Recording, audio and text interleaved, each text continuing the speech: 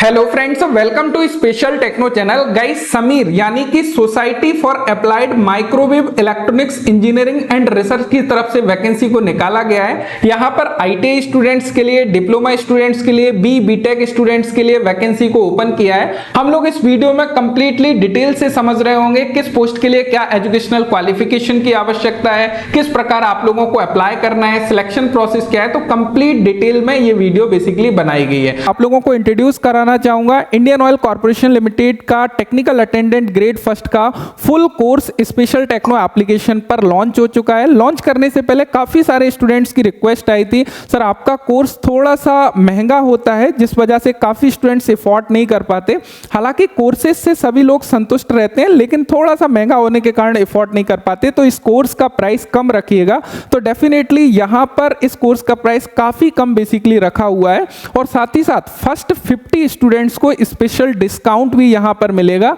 जो भी first 50 students होंगे उनको कूपन कोड अप्लाई करना है। फर्स्ट 50 जैसे ही आप लोग कूपन कोड अप्लाई कराओगे, आपको अंडर 1000 रुपीस में कोर्स इनरोल हो जाएगा। अब गाइस, यहां पर आप लोग देख सकते हो, ये इनका ऑफिशियल नोटिफिकेशन है। Society for applied microwave electronics engineering and research Mumbai की तरफ से वैकेंसी को निकाला गया है। यहां पर आप लोगों को एडवर्टाइजमेंट नंबर मिल जाता है 05/2024। एंड यहां पर यदि आप लोग देखोगे रिक्रूटमेंट फॉर कॉन्ट्रैक्ट पोजीशन, यानी कि इन्होंने क्लियर किया है कि जो भी वैकेंसी हम लोगों ने निकाली है वो एक कॉन्ट्रैक्ट बेसिस पर निकाली है, यहां पर रेगुलर बेसिस भर्ती नहीं है। अब गाइस, पता नहीं है गवर्नमेंट की इस ओर क्यों नजर नहीं जा रही है, बिकॉज ये बहुत ही गलत बात है एक स्टूडेंट्स के साथ में कि आपका यूज किया जाता है, देन यूज एंड थ्रो करके आपको निकाल दिया जाता है। ऐसी सिचुएशन में कंपनियां करती रहेंगी ऐसा, बिकॉज उनका फायदा है, उनको सैलरी इंक्रीज नहीं करना पड़ रहा है, उनको काम करने के लिए नए एनर्जेटिक बंदे मिल जाते हैं, तो ये फायदा है, इसीलिए वो करती रहेंगे। ये काम है गवर्नमेंट का कि कोई रूल रेगुलेशन लेके आए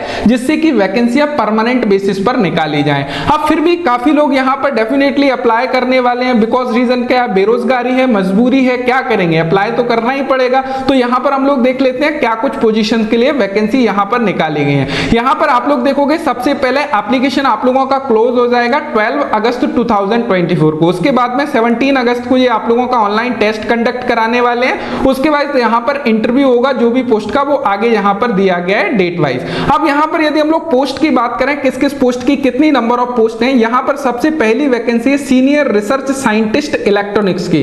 यहां पर टोटल 3 नंबर ऑफ वैकेंसी है। उसके बाद में सीनियर रिसर्च साइंटिस्ट इलेक्ट्रॉनिक्स की यहां पर देखोगे, यहां पर भी आप लोगों की 1 पोस्ट को निकाला गया है। एंड रिसर्च साइंटिस्ट इलेक्ट्रॉनिक्स की यदि हम लोग बात करें, यहां पर आप लोग देखोगे 30 पोस्ट को निकाला गया है। बेसिकली यहां पर आप लोग देख पा रहे हो, ये रिसर्च ए है, ये रिसर्च बी है, इस प्रकार वैकेंसी ये 2 है। रिसर्च ए में यानी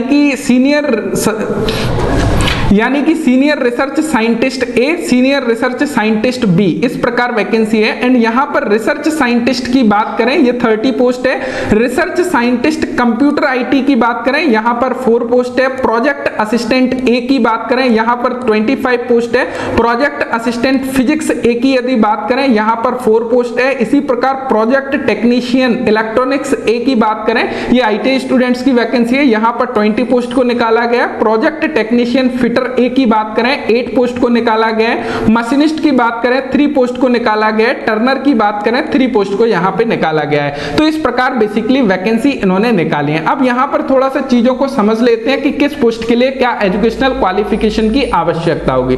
सबसे पहले यदि हम लोग सीनियर रिसर्च साइंटिस्ट ए की हम लोग थोड़ा सा बात कर लेते हैं, यहां पर बैचलर डिग्री इन इंजीनियरिंग या फिर bachelor degree in technology like BTech यदि आप लोगों ने किया है, या मास्टर डिग्री इन इंजीनियरिंग और टेक्नोलॉजी में एमई एमटेक किया हुआ है, तो आप अप्लाई कर पाओगे।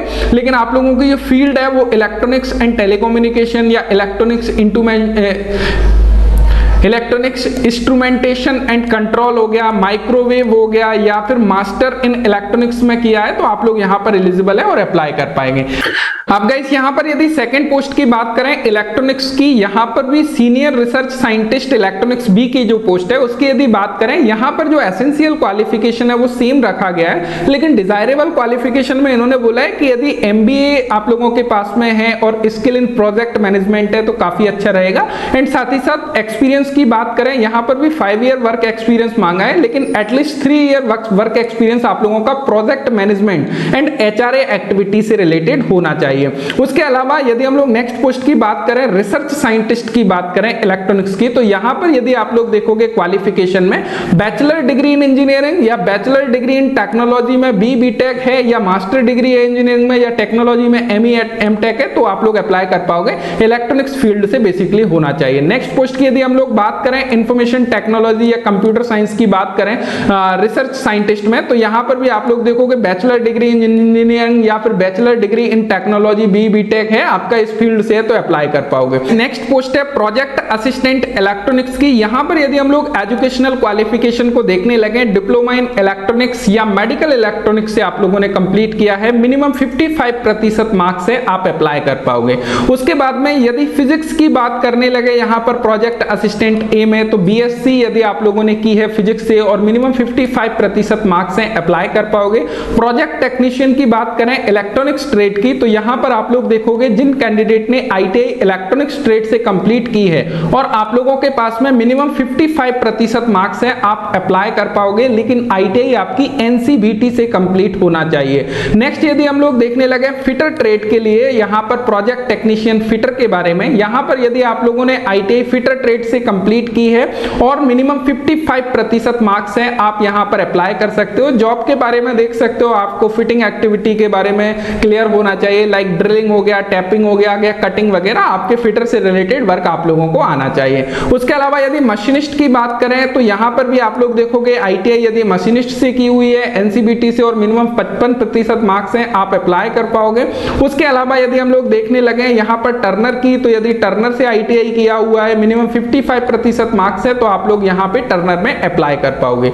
लेकिन यहां पर आप लोग देखोगे एक्सपीरियंस भी यहां पर मांगा हुआ है, तो थोड़ा सा यदि हम लोग एक्सपीरियंस की बात करने लगे, जैसे प्रोजेक्ट टेक्नीशियन इलेक्ट्रॉनिक्स की बात करें तो यहां पे कोई भी एक्सपीरियंस बेसिकली इन्होंने नहीं मांगा है। उसके अलावा यदि हम लोग फिटर की यहां पर बात करने लगे तो फिटर में भी एक्सपीरियंस नहीं मांगा है। मशीनिस्ट की बात करें तो मशीनिस्ट में यहां पर एक्सपीरियंस बेसिकली मांगा है। इन्होंने बोला है 3 ईयर और more work experience required in relevant activity, यानी कि मशीनिंग हो गया, मशीनिंग वगैरह के आप लोगों के पास में 3 ईयर का एक्सपीरियंस होना चाहिए। यदि हम लोग टर्नर की बात करें तो टर्नर में भी इन्होंने एक्सपीरियंस को जो है मांगा है, यहां पर भी 3 ईयर का एक्सपीरियंस इन्होंने मांगा है। मशीन्स इन टूल रूम वगैरह यदि आपका मशीन शॉप से रिलेटेड एक्सपीरियंस है टर्नर में, तो आप यहां पर एलिजिबल होंगे। यानी कि मशीनिस्ट के लिए और टर्नर के लिए एक्सपीरियंस की मांग करी है, उसके अलावा फिटर के लिए और भाई इलेक्ट्रॉनिक्स के लिए इन्होंने एक्सपीरियंस नहीं मांगा है। मालूम नहीं ऐसा क्यों किया है भाई, अब इनमें भी मांग लेता यदि मांगना था तो, या फिर मशीनिस्ट और टर्नर से क्या बुराई है, चलिए कोई नहीं। अब नेक्स्ट यदि हम लोग देखने लगे यहां पर कुछ इंपॉर्टेंट इंस्ट्रक्शन दिए हैं कॉन्ट्रेक्चुअल टर्म के, यहां पर हम लोग देख लेते हैं क्या कुछ रहने वाला है। यहां पर इन्होंने क्लियर किया है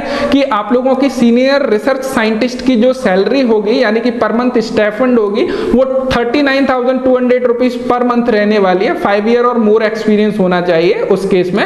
रिसर्च साइंटिस्ट की बात करें तो 30,000 पर मंथ रहने वाली है। प्रोजेक्ट असिस्टेंट ए की बात करें 17,000 रुपीस पर मंथ रहने वाली है। प्रोजेक्ट टेक्नीशियन ए की बात करें, आईटीआई स्टूडेंट्स की बात करें तो 15,100 रुपीस पर मंथ रहने वाली है। प्रोजेक्ट टेक्नीशियन बी की यदि बात करें तो यहां पर 19,100 रुपीस पर मंथ रहने वाली है। 3 ईयर या मोर एक्सपीरियंस जो मांगा गया है लाइक मशीनिस्ट में या फिर उसके अलावा टर्नर में, उनके लिए बेसिकली यहां पर बात करी गई है। एज लिमिट की बात करें 35 मैक्सिमम एज लिमिट रखी है सीनियर रिसर्च साइंटिस्ट के लिए, 30 ईयर रखी है रिसर्च साइंटिस्ट के लिए, 25 ईयर रखी है project assistant and project technician के लिए, दोनों के लिए, एंड 35 ईयर रखी है प्रोजेक्ट टेक्नीशियन बी के लिए, जहां पर एक्सपीरियंस 3 ईयर का बेसिकली आईटीआई स्टूडेंट से मांगा है। एंड कॉन्ट्रेक्चुअल जो पीरियड है वो 2 ईयर का कॉन्ट्रैक्ट रखा है। एंड यहां पर क्लियरली बोला है कि विच एवर इज लेस या फिर बढ़ सकता है, वो प्रोजेक्ट के अकॉर्डिंग बेसिकली वो डिसाइड करेंगे। आप लोगों का जो सिलेक्शन है उसमें written test, screening test basically होगा, उसके अलावा आप लोगों का स्किल टेस्ट वगैरह लिया जाएगा। यहां पर सारा डॉक्यूमेंट क्या क्या रिक्वायरमेंट है उसके बारे में भी इन्होंने क्लियर किया है। कुछ जनरल टर्म एंड कंडीशंस दी गए हैं, यहां पर आप लोग इनको पढ़ सकते हो। इन्होंने क्लियर बोला है जनरल टर्म एंड कंडीशन में एज लिमिट के रिगार्डिंग